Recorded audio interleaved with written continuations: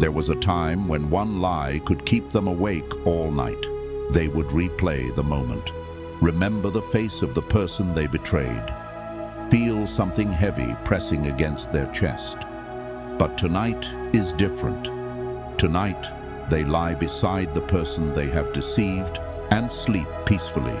No trembling hands, no voice demanding the truth, no battle between desire and conscience, nothing. The terrifying part is not simply that they committed the betrayal. It is that the betrayal no longer feels wrong. People imagine conscience dying in one dramatic moment, as if someone suddenly transforms into a monster. But conscience rarely dies screaming. It disappears through negotiation. One excuse, one justification, one repeated act at a time. Until the person who once asked, "How could I do this?" begins asking, "Why should I feel guilty?" This is not merely the absence of an emotion. It is the psychological dismantling of an internal boundary. And when that boundary disappears, almost anything can be justified. Welcome to Mind Trap. Today, we enter the mind of a person who no longer feels guilty and investigate what happens when conscience becomes silent. Guilt is painful. It creates tension, regret, and psychological discomfort. Because of this, people often describe guilt as weakness, as if strong people should feel nothing after making a difficult decision. But healthy guilt is not weakness. It is evidence that the mind recognizes the existence of another human being. Guilt appears when people believe their actions have violated their values or caused harm. It directs attention toward a specific behavior. It says, "I did something wrong." Shame is different. Shame says, "There is something wrong with me." That difference matters. Shame can make someone hide, attack, or collapse into self-hatred. Healthy guilt can motivate confession, apology, restitution, and behavioral change. Psychologists Roy Baumeister, Arlene Stilwell, and Todd Heatherton described guilt as an interpersonal emotion. It helps preserve relationships by making people consider how their actions affect others. In other words, guilt is part of the invisible structure holding human trust together.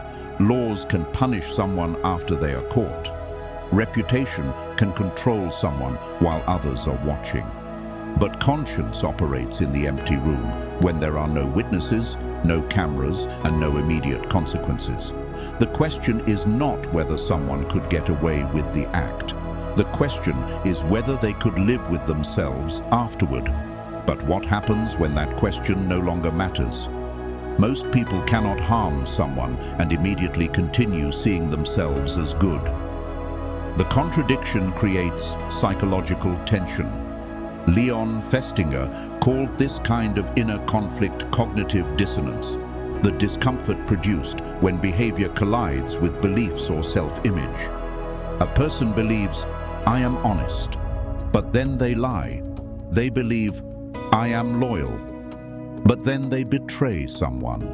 They believe, "I would never intentionally hurt an innocent person," but then they do exactly that. Now the mind has two options. The person can change the behavior or change the story. Changing the behavior requires humility. They must admit what happened, face the injured person, and accept consequences they cannot control. Changing the story is easier. "I didn't really lie. I protected them from the truth. I didn't betray them. They pushed me away. I didn't manipulate anyone. I simply did what was necessary." The behavior remains the same, only the language changes. And once the language changes, guilt becomes easier to escape. Psychologist Bandura called this process moral disengagement. People do not always abandon their moral standards completely. Instead, they mentally disconnect those standards from a particular action. Cruelty becomes discipline. Revenge becomes justice. Manipulation becomes protection. Exploitation becomes business. A person may shift responsibility onto an authority figure, a group, a stressful situation, or even the victim. I was only following instructions. Everyone was doing it. I had no choice. They deserved it. Each sentence removes a small piece of personal responsibility, and guilt cannot survive for long where responsibility is constantly being erased. The first betrayal usually requires the largest excuse. The person still remembers who they believe themselves to be. Their former values resist the behavior. But if the act is repeated without confession, repair, or meaningful consequences, the psychological resistance can weaken. The first lie produces panic. The 10th lie requires preparation. The 100th becomes part of normal conversation. This does not mean every repeated mistake permanently destroys empathy. Human beings can recognize harm, take responsibility, and change. But repetition combined with justification is dangerous, because the person is not only repeating an action, they are training their identity to accommodate it. They stop thinking, "I am a good person who did something harmful." They begin thinking, "Whatever I do must be understandable because I am still a good person." That belief turns morality upside down. Instead of judging their behavior according to their values, they judge the values according to whatever behavior benefits them. The conscience has not vanished completely. It has become an employee of desire. Its new purpose is no longer to restrain the person. Its purpose is to defend them. Eventually, the injured person becomes dangerous to the wrongdoer, not because the victim is powerful, but because their pain is evidence. Their presence reminds the offender of what happened. Their questions threaten the rewritten story. Their demand for accountability reactivates the guilt that has been buried. So the offender attacks the evidence. They describe the victim as unstable, bitter, dramatic, or obsessed with the past. They may focus on the victim's emotional reaction while ignoring the betrayal that created it. Now the person who caused the wound presents themselves as the one being persecuted. This is how blame becomes psychological anesthesia. If the victim can be portrayed as defective, their suffering no longer needs to matter.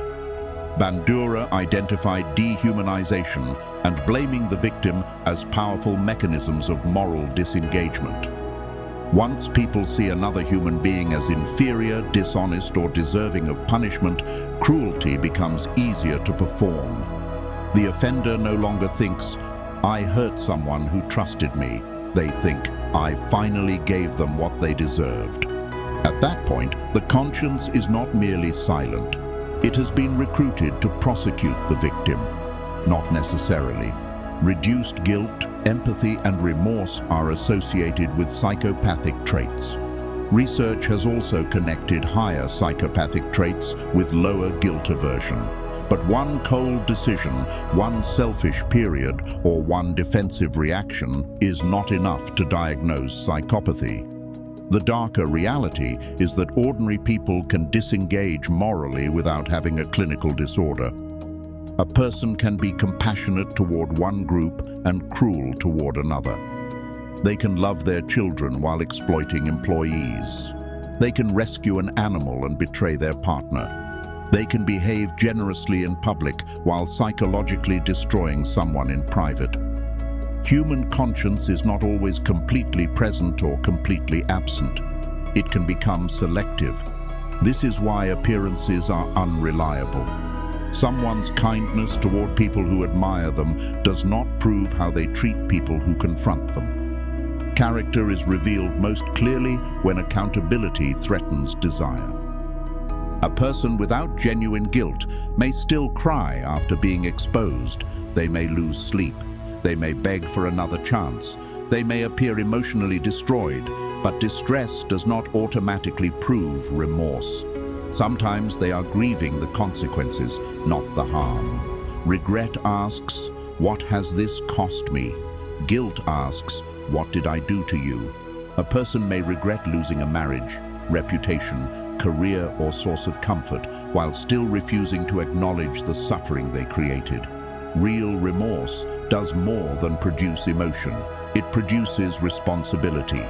The person tells the truth without being forced. They stop minimizing the act. They listen to the injured person without turning themselves into the victim. They attempt repair even when forgiveness is not guaranteed.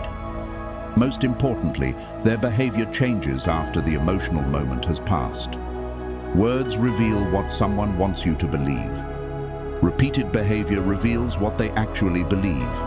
There is another side to this subject. Not every person who stops feeling guilty is losing their conscience.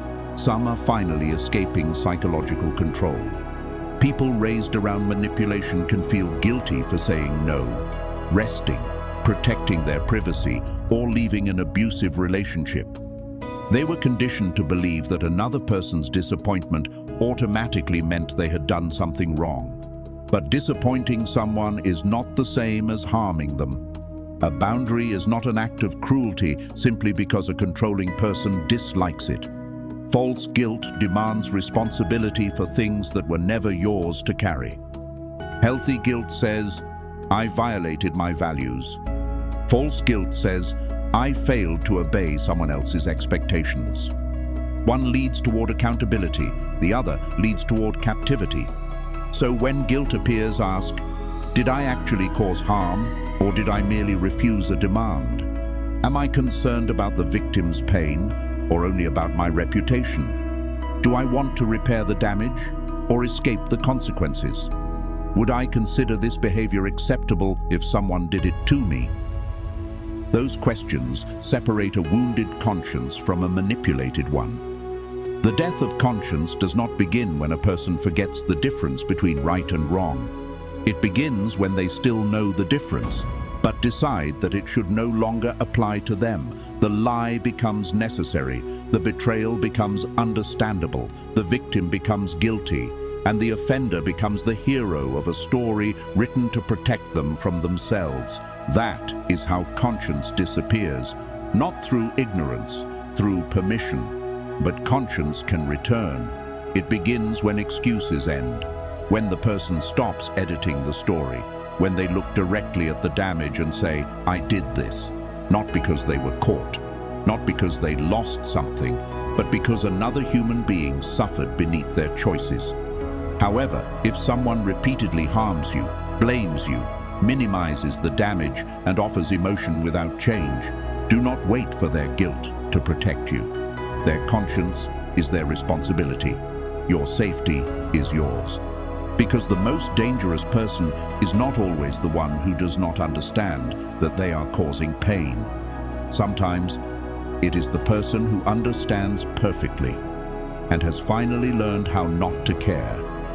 This is mind trap, and some prisons are built not to hold the guilty, but to keep guilt from ever reaching them.